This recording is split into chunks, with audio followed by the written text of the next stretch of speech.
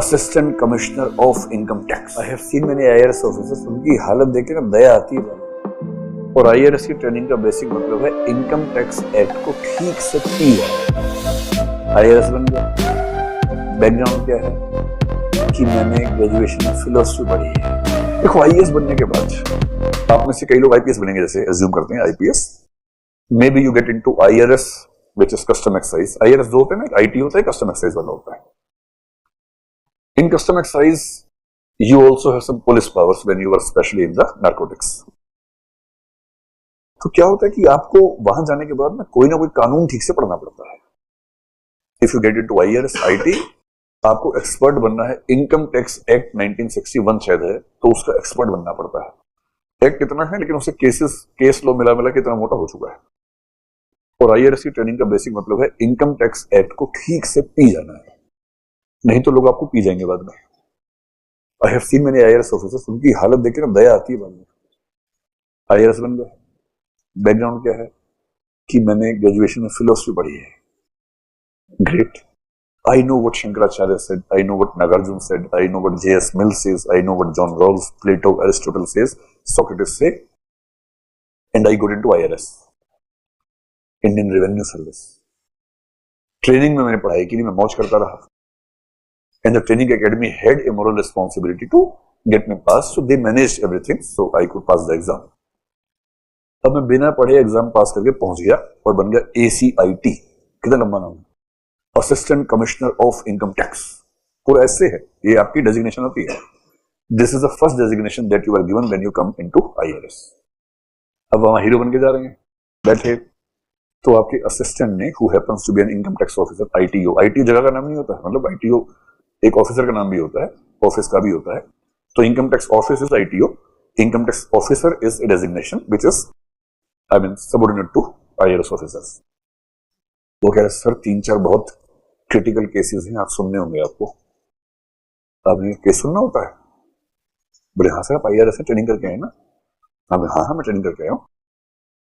तो फिर कह रहे सर कल कोर्ट लगा दें आपकी, एक केस कर ले, 3-4 केस जरूरी है, पेंडिंग है, आप लगा दो। नेक्स्ट डे आप गए कोर्ट में, जज वाली जगह बैठ गए, आप जज हैं। आप समझ रहे, बहुत मजा आता है।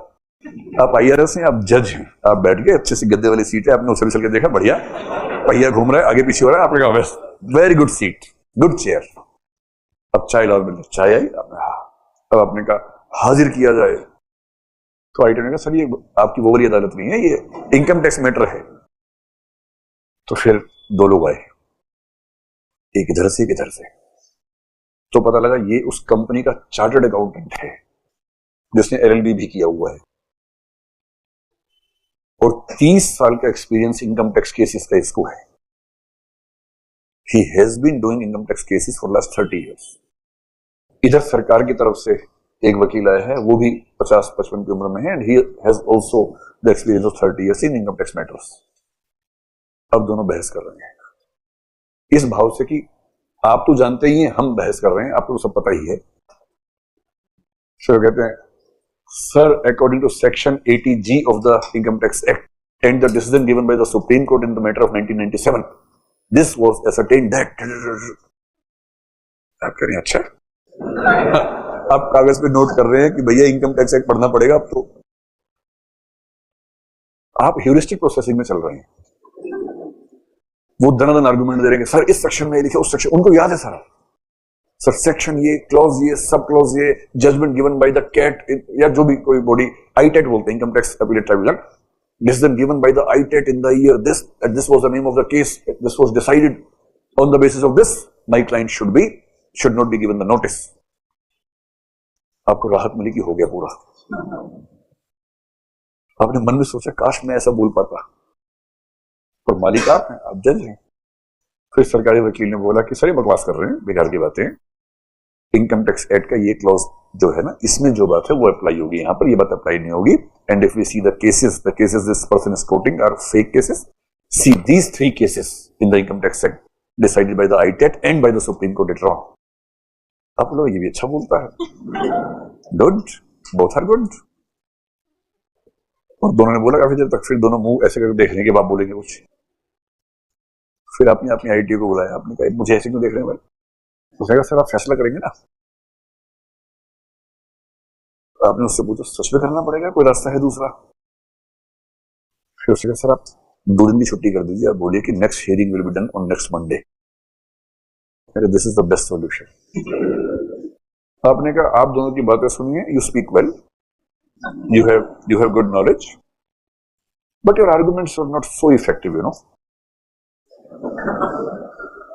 You have studied income tax act superficially but not at the deep level, so let me think about it, give me 2 days and then I'll come with the judgment.